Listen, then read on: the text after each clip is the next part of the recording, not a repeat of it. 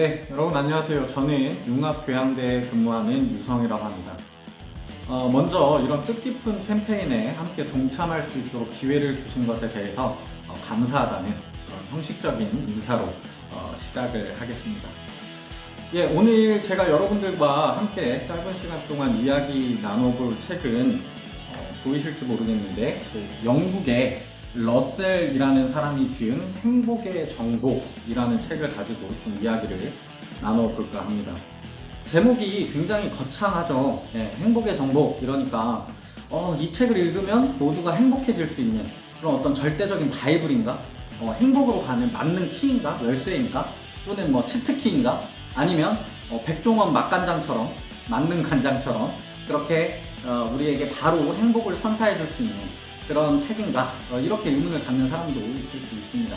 그러나 그렇지는 않습니다. 이 책을 읽는다고 해서 모두가 행복해질 수 있다면 세상에 이 책을 읽지 않은 사람은 없겠죠. 그리고 지금 행복하지 않은 사람도 없을 겁니다.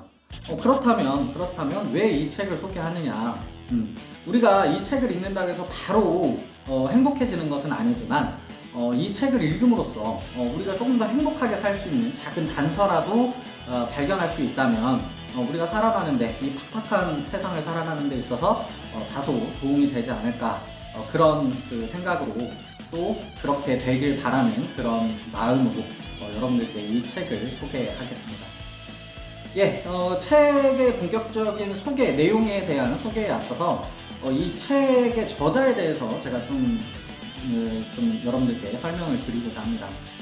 이 책의 저자는 영국에서 태어난 사람인데 이 사람이 굉장히 다재다능한 그런 사람이었습니다. 그래서 논리학자, 그리고 수학자, 철학자, 그리고 사회운동가, 사회사상가, 그 다음에 교수도 했고요. 그 다음에 사회운동도 했고요. 굉장히 다양한 방면에서 활동을 했던 사람입니다. 그런데 이 사람이 이렇게 다재다능했기 때문에 그러면 이 사람이 이렇게 행복의 정복이라는 책을 쓸만했구나 이렇게도 생각하실 수 있겠지만 사실은 이 러셀이라는 사람은 불행의 아이콘입니다. 예, 아주 불행했던 그런 삶을 살았던 사람이에요.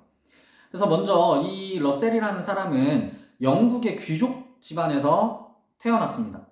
그래서 굉장히 유복한 그런 환경에서 유년기를 보냈는데 우리 나이로 초등학생 정도의 그 나이에 조실부모하게 됩니다. 그러니까 부모님을 일찍 여의게 된 것이죠.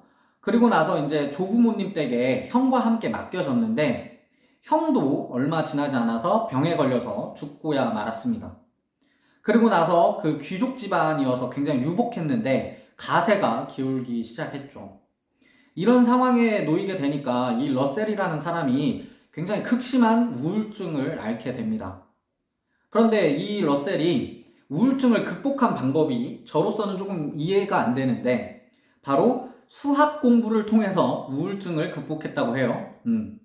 그러니까 저 같은 수포자들은 도저히 이해할 수 없는 방법입니다만 어쨌든 그렇게 우울증을 극복했습니다. 그리고 나서 수학 공부를 열심히 해서 교수도 됐죠. 그러면 이 사람이 그때부터는 다 불행은 끝나고 이렇게 행복한 삶을 살았냐? 또 그것도 아니에요.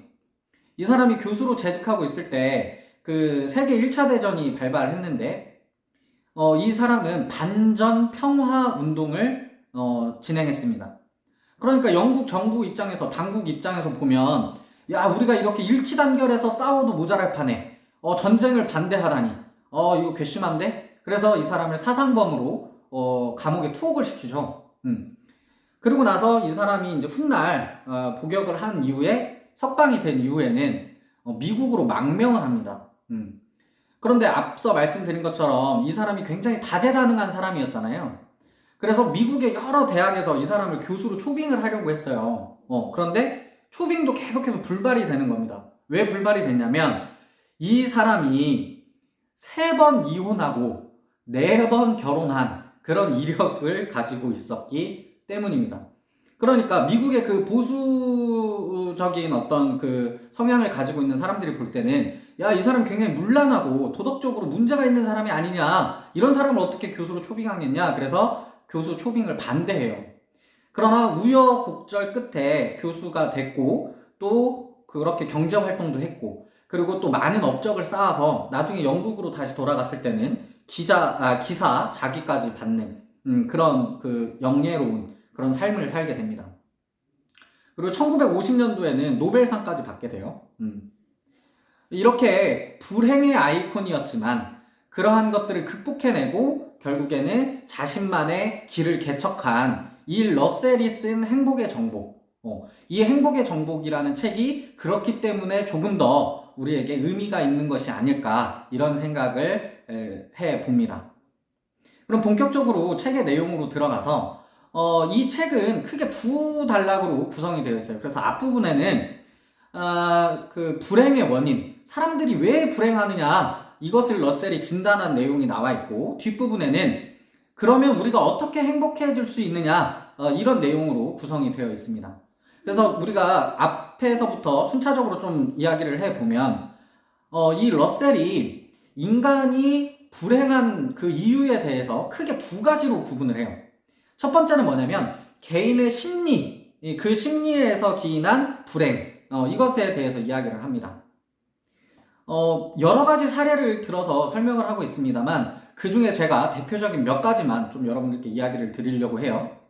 그래서 첫 번째는 어떤 죄의식, 그러니까 기독교적인 어떤 그 윤리의식, 이런 것들이 우리를 불행하게 만든다고 합니다.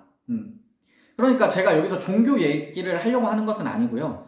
그런 어떤 그 종교의 어떤 심취함으로써 우리가 얻을 수 있는 그런 강박, 도덕적 강박, 이런 강박이 그 사람의 숨통을 옥죄어서 그 사람이 불행에 이를 수밖에 없다, 이렇게 이야기를 하는 겁니다. 그리고 두 번째는 자기 도취, 그러니까 자기만의 세계, 자기만의 낭만, 자기만의 어떤 가치, 이런 것들에 갇혀있는 사람들은 사회로부터 고립이 되기 때문에 당연히 불행할 수밖에 없다, 또 이렇게 이야기를 해요. 그리고 또 한 가지는 여론에 너무 민감하면, 그러니까 다른 사람들 눈치를 너무 많이 봐도 불행하다고 이야기를 합니다. 왜냐면 자존감이 갈수록 낮아지고 주체성을 상실할 수밖에 없기 때문이죠. 왜냐면 다른 사람 눈치를 보면서 행동을 하니까. 그래서 이 러셀이라는 사람은 이렇게 여러 가지 이 사례를 들었습니다만, 이렇게 개인한테서 그 유발되는 그런 불행의 원인이 있다, 이렇게 먼저 이야기를 해요. 그리고 두 번째로는 사회적 관계에서 오는 불행, 그것에 대해서 지적을 합니다. 이게 무슨 얘기냐면 우리는 이 사회의 공동체의 일원이죠. 누구나 그렇습니다. 그러다 보니까 여러 사람들과 더불어 어울려 사는데, 그러다 보니까 알게 모르게 이런 경쟁 의식이 이제 촉발이 되는 거죠. 그때 지나치게 경쟁 의식에 몰입하게 되면 어떤 사람을, 나보다 조금 더 낫다고 생각되는 그 사람을 질투하고 미워하게 되는 거예요. 질투하고 미워하게 되면 그 사람을, 내가 능력을 키워서 그 사람을 꺾어내면 좋은데, 그게 아니라 사람들은 되게 자괴감에 빠지게 되는 거죠. 나는 저 사람보다 열등해, 나는 하등한 존재야, 이런 자괴감에 빠지게 됨으로써 우리는 불행해진다, 이렇게 러셀은 이야기를 하고 있습니다. 이렇게 러셀은 크게 개인적 심리에서 오는 그런 불행의 원인, 그리고 사회적 관계에서 오는 불행의 원인, 이 두 가지를 지적하고 있는데요. 그럼 이 책이 그런 불행의 원인에 대해서만 지적하고 끝나느냐? 그렇게 끝날 것 같으면 제가 여러분들께 이 책을 소개를 하지는 않겠죠. 다행스럽게도 그 러셀은 그럼 우리가 이렇게 불행한데 어떻게 이 불행을 극복하고 행복으로 나아갈 수 있겠느냐, 이것에 대해서도 친절하게 설명을 해줍니다. 그것 역시 두 가지로 나눠서 이야기를 하는데요. 첫 번째는 나 자신을 사랑해라, 이런 얘기예요. 그러니까 어떤 도덕적 강박에 빠져서 내 숨통을 조이지도 말고, 자기 도취에 빠져서 스스로를 고립시키지도 말고, 그리고 다른 사람들 눈치를 보면서 그렇게 나의 어떤 주체성을 내다 버리지도 말고, 나를 사랑하면서, 사회적 존재로서 나를 사랑하면서, 또는 개인적 존재로서 나를 사랑하면서 그렇게 살면 우리는 행복해진다, 이렇게 이야기를 합니다. 그리고 행복해질 수 있는 두 번째 방법을 뭐라고 이야기하냐면, 나를 사랑하는 것만큼 이 세상과 타인을 사랑해라, 이렇게 이야기를 해요. 그러니까 사랑하는 눈으로, 사랑이 이렇게 하트가 뿅뿅한 그런 눈으로 세상과 마주하면 나 역시 행복해질 것이다, 이렇게 이야기를 하고 있는 것입니다.